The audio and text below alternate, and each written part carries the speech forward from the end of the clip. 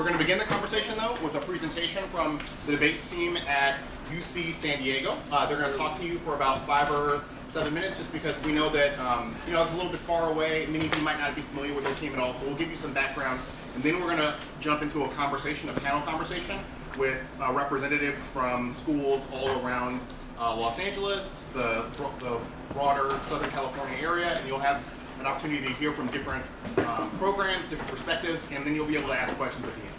Make sense? Okay, so without further ado, please take it away. Thank you. Hey campers, so we're here with UC San Diego Speech and Debates.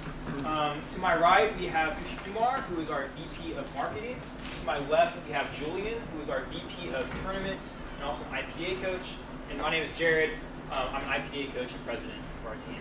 So about us, our team, we've existed for about 5 years now. We had a team before a long time ago. We just started back up again.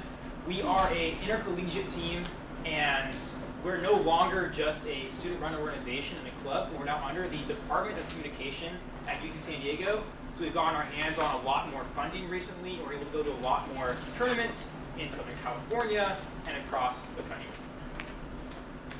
So what sets us apart from other teams? So in the Southern California, circuit you would call it, we've won 9 of our 10 tournaments that we attended. We take an unorthodox approach to our team, where we don't have tryouts, we don't have any dues, you don't have to pay any money. We allow anyone to come on, as long as you fill out the requirements of going to 2 tournaments and attending practice and GBMs, you can be on the team. And so we have a very diverse range of students. It's not your typical just political science students. We have a lot of students who are also in STEM, involved in labs, and who would not have done this opportunity. And I think it makes our team a lot better because we have a wide range of voices, not just your typical political science, like, oh, I love politics students, but also people who care about science and philosophy and other things like that. As you can see, as a result, we had 12 PSCFK awards, a GPA of above 3.75, so we're all a ton of nerds, and we have a great time. Would you mind just giving background on what IPDA is? That format? Yeah, we're going to be going over that in a second. Thank you, yeah. In addition to that, we got our club going. We came under the Department of Communication, and right after that, we have a class called Com 80 where you get course credit. And as a result, we not only have our speech and debaters taking the class, we also have other people in the communication department taking the Com 80 class. We learn a lot about communication and the science behind it rather than just competing by itself. The official program in the communication department, and we are really fortunate that with being under the communication department, we have a lot of connections, and so we have this brand new lecture hall and meeting space that's humongous and super nice to meet in. We even have game nights in there and our GPNs in there.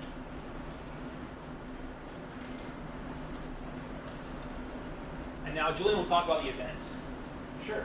So our first event that I'm sure most of you might be familiar with is impromptu speaking, which is basically when you have 2 minutes to prepare a 5-minute speech. And the topics could range from just being an apple, or it could be a quotation. Can you also start off the division between debate and speech? Because they don't do speech at all. So they have no. Oh, okay. So basically a speech event is kind of like public speaking, like what I'm doing right now.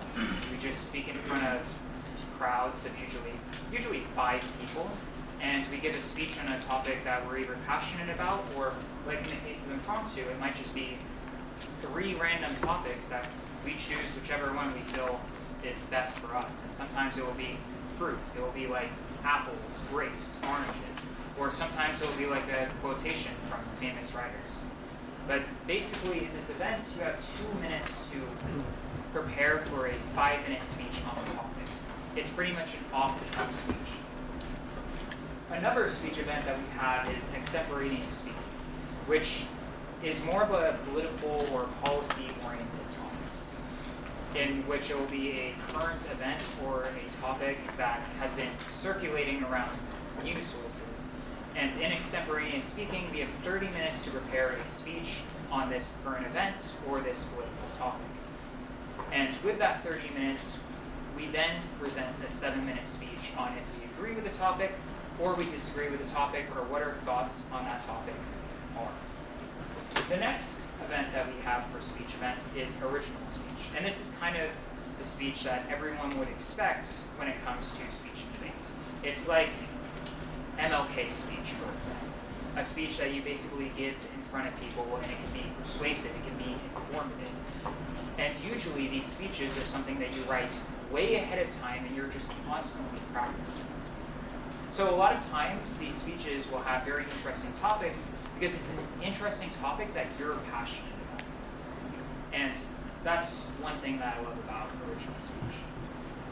Our final speech event is interpretation, or interp, as some people will call it. Now, I am also the coach of interp, and Jared didn't mention that.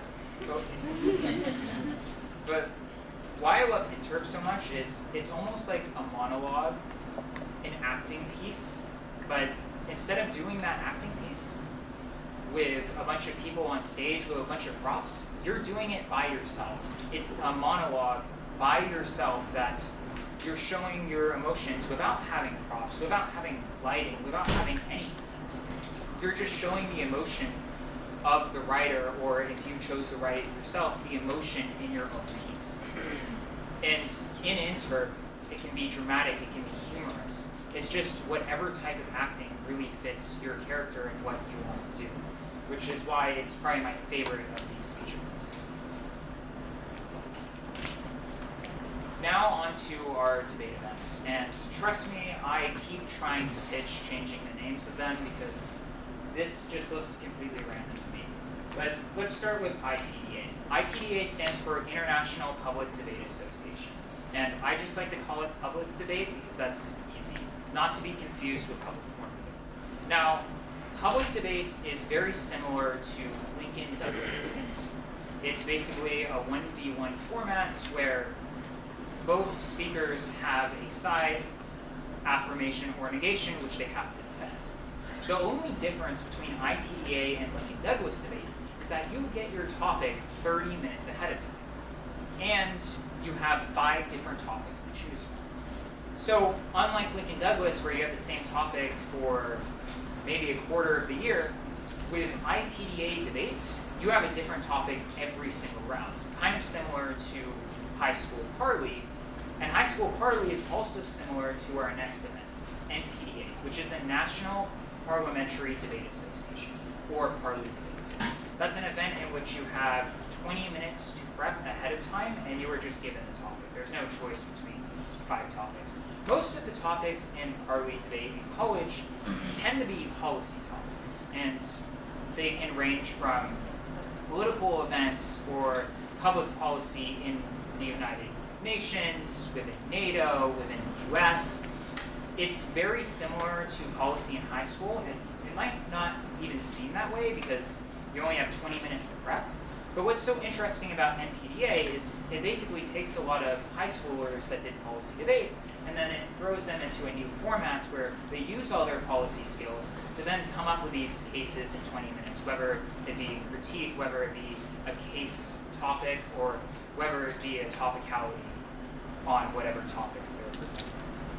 Finally, we have BP, which stands for British Parliamentary, and I know very confusing when we have NPDA, which is also Parley Debate, but British Parley is an almost speaking event. It's kind of similar to Student Congress. Basically, you have 4 teams, and each team is allotted 15 minutes to prepare their side of the case. And there's 2 teams on the affirmative, there's 2 teams on the negative side. And each speaker basically goes up and gives a speech presenting on the topic that they've been giving. This speech is either in the affirmation or is in the negation. Now, unlike the other debate events, BP isn't really a debate about winning aff or neg. BP is a debate about presenting, speaking, giving arguments. And that's what really sets it apart between NPDA and IPDA, and that's also one of the many reasons that we are getting involved in the tournaments. Awesome. Next slide. Awesome. Now moving on to our requirements and how to join. We have a total of 3 requirements. The first one being that prior experience is preferred but not required. So if you're just starting off with debate, you're a novice, we'd love to have you as a part of our team. It's super easy. to join, and you can earn that experience through our organization. And as Jared alluded to, no major is excluded from joining our team. So if you're a STEM major, poli-sci major, you are invited to attend and join our team. Our second requirement is to attend practice and GBM 2 times a week from 7 to 10 p.m. And third is to attend 2 tournaments a quarter. And the best part about joining our team, as Jared alluded to, is that there are no membership or attorney fees. A GBM is a general body meeting. You'll find that when you get to college, you join any club, they'll just start calling their club meetings GBMs. So it's a good phrase to pick up right now. Thank you. And to join, please visit our website to learn more about our events and who our coaches are and who is a part of our board. Additionally, send us an email. Our email is included there on our PowerPoint, and then you will receive steps on how to join our team and when our GBMs will be and things of that nature. And who here likes to have fun? Yeah. So we have lots of fun on our team. We love to cultivate friendships, and some of the ways we do that is by attending post-tournament dinners.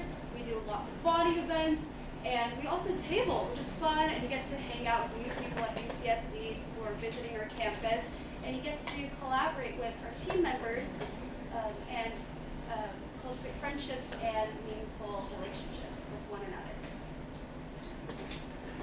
Awesome. That's UCSD Speech and Debate. And if you have any questions, please contact us. I will be passing out flyers